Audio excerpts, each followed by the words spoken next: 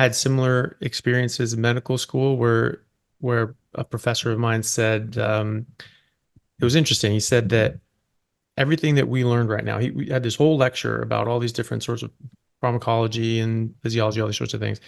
And he just said, listen, you need to learn this stuff now. You have to pass your test, but understand this. By the time you graduate medical school, everything you learn here will be out of date. It will be Mhm. obsolete. So you need to stay on top of things. You need to pay attention to what's going to be obsolete. What you learned here, what did you learn here that was useful and can keep going? What were the things that are obsolete? And that is on us. We have to sort of experiment and study and keep up with different research and not just be rigid in our thought. And Mhm. that stuck with me, and that's why I came to the opinions that I have now, because I kept that thinking that, like, okay, this isn't static. This is never going to change. I need to understand that given new information, I should change my mind and opinion.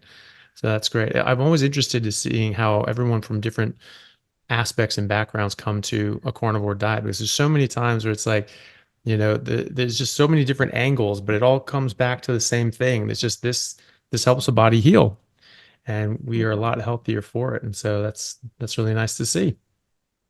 Well, yeah, I mean, having studied what I studied, and as you said, I keep up to date, right? We have Mm. to, I mean, medicine is medicine, science is science. So you can't Yeah. just, it can't be static, it can't be engraved in stone. Because if we were thinking about being, what was engraved in stone, we would we would not advance and we wouldn't learn anything new, which is, if you look how medicine was looked at 100 years ago, 200 years ago, 500 years ago, it's quite different what we know today. I mean, I was talking about, intracrinology is what the term that was coined in 1988 when they realized that the adrenals are actually synthesizing all of the steroid hormones, where since the 20s and Mm. 30s, medicine has been focused on the testes and the ovaries. Full stop. They don't want to they don't want to open their minds and look at it, because why are menopausal women still, why do, the books come out every year, take this, take that, you were suffering because of this and that, because you're menopausal, and then as it gets younger, 40, late 30s, the menopausal symptoms are happening earlier and earlier. Mhm. And it's because people are not looking at something that came out in 1988, the science we have, that has very little to do with ovarian production. So, but people are not, they don't want to, it's a cash cow. You can make a lot of money selling hormones. Yeah. Yeah. And in your practice, do you use hormones? Or you mostly treat with diet and lifestyle if they're able to affect those changes. I guess I was talking about endocrinology and Mhm. why, why don't people are not learning new things, primarily endocrinologists, because we know that from 1988 that most steroid hormones are synthesized in the adrenal Mhm. glands, but they keep selling hormones to women. Mhm. So hormone replacements. Um, when we know that they're all synthesized from the fat we should be eating. So you can see sort of the progression: stop eating fat, you need hormones get worse because you're not eating fat, and then you add hormones because you're told to avoid fat. I mean, we humans have a Right. gallbladder. Why do we have a gallbladder? Because we're supposed to eat a lot of fat. It's supposed Yeah. to store all the bile that's supposed to render all this fat, animal fat that we eat, soluble. But 80% of all cholecystectomies are on women. Yeah. And that's the highest rate of surgery in the US, Mm. gallbladder removal. Yeah. And it's yeah, and the four F's, female, fertile, fat, and 40s. And Hmm. and what is that? That's a woman in middle age who's probably had a couple kids, has some extra baby weights, trying to lose weight. And everybody knows if you want to lose fat, you have to stop eating fat. And they just stop eating fat and stop eating fat. And Hmm. then all of a sudden they go back to eating fat, and they go, oh, that hurts. They go to the doctor. Oh, you've got gallstones. And it's also because you eat too much fat. And as I point out, it's because you're not eating enough fat. Right. Because if you eat enough fat, then use that bile. It's not going to be able to sit there long enough to uh, to solidify into to crystals and form stones. I Right. mean, just in physiology textbooks, it's taught that bile concentrates up to 20 times in the gallbladder. What does Right. any hyperconcentrated solution do at rest? It forms precipitate, it forms crystals. And Hmm. I saw, I was on a rotation, a general surgery rotation, and there were all these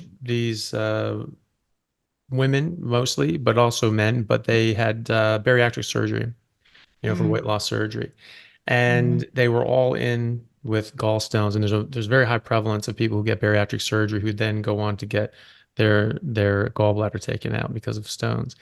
And this one woman was just really upset, and she was just very symptomatic for gallstones. I'm like, look, this is what this is. She's like, no, it can't be. Absolutely not. It's not. And so we ended up doing scans and doing the imaging, show that like, yeah, you definitely have gallstones, and you have one that's really stuck in there, and you're gonna need surgery.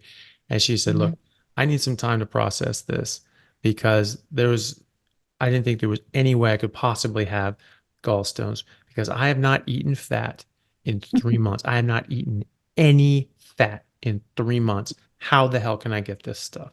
It's like, that's why you had it. Exactly. Yeah. Exactly. But that's So not what people are told. And no. women are told to avoid fat. I mean, more than men. Women are told to Yeah. avoid fat more than men are told to avoid fat. So, it's very unfortunate because we need fat and we know that low cholesterol causes aggression and depression Mm, and low serotonin levels. So, yeah. I mean, these papers have been out for a really long time. Well, last 10 years.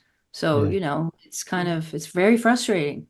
Yeah. Yeah. Long enough for people to read anyway. Like, 10 years is long enough. I mean, how many new doctors have been graduated and gone through residency in the last 10 years, and Hmm. and this isn't being No, passed around at all. you know no, it's yeah, not. yeah, you could have a whole generation, two, three new generations, five, six new generations of doctors um understanding this, but it's just not being propagated. And I think that's because it doesn't sell pills, is Right. probably the reason Exactly. for that. Yeah, exactly. You have to follow the money. Yeah, exactly. So, as far as hormones are concerned, so when you treat your patients, do you try to address things with diet and lifestyle first, and then do you use hormones as an adjunct, or what is your approach? I don't use any hormones. Oh, So, I good. mean, Yeah, no, no, no, no.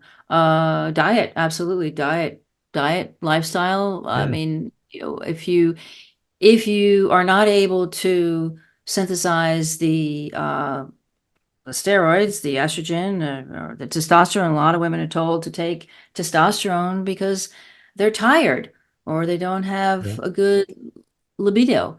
Why? Because testosterone is associated with virility in males. Although, I mean, I don't understand why a woman would be told to take testosterone because it's associated with virility in males. Women make testosterone through the steroid hormone cascade anyway, and it is on an as needed basis. All the steroid hormones are synthesized on an as need basis.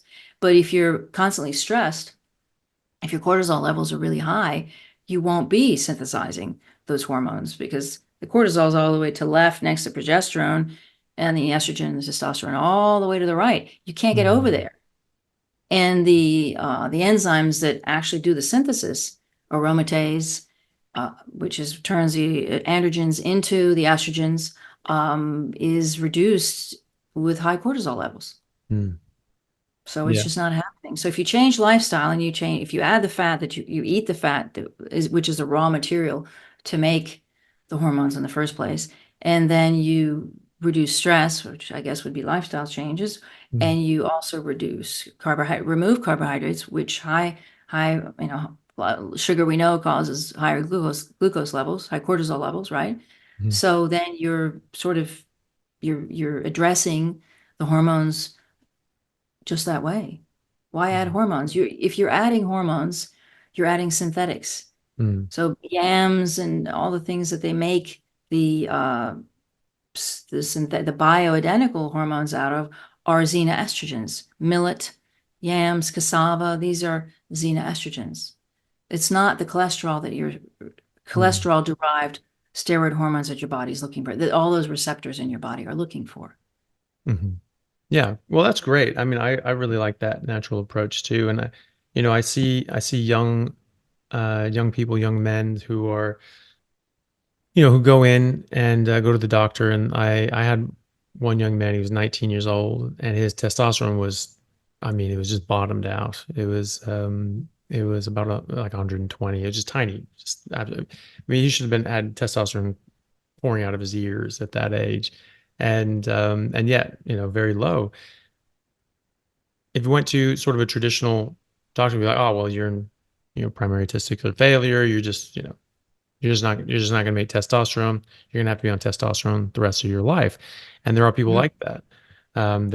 There's like Stan Efferding is a professional bodybuilder. That was his story. He was 19. He's in college. He's working out all year and just not getting any gains in the gym. He's just a skinny kid, and went to the doctor, and his testosterone was almost nothing. So okay, here you go. Put him on testosterone. And then of course he figured that if he took testosterone, he'd get results. If he took a lot more testosterone, he'd get a lot more results. And he became mm, a sort of steroid abusing bodybuilder, as openly talks about it. And mhm, but I mean, imagine that the course of his life, how different that would be if his doctor just said, "Hey, what are you eating? Are you drinking too much? You're a freshman in college. Of course you are. Let's mhm, let's focus on what you're doing to your body and see if we can fix that." When I put this kid on a carnivore diet, and he didn't even do it all the way. He still had cheat days and still had some rice every now and then, but just eating a lot more meat and cutting out most everything else and mostly carnivore most days. His testosterone jumped up to 400 in mm. 2 months. I mean, it was nothing. It was no time at all. It was just you just literally just removing the impediments to your body. You just drop the Yep. anchor and let your body get on with it. And that Mhm. I much prefer that approach as well.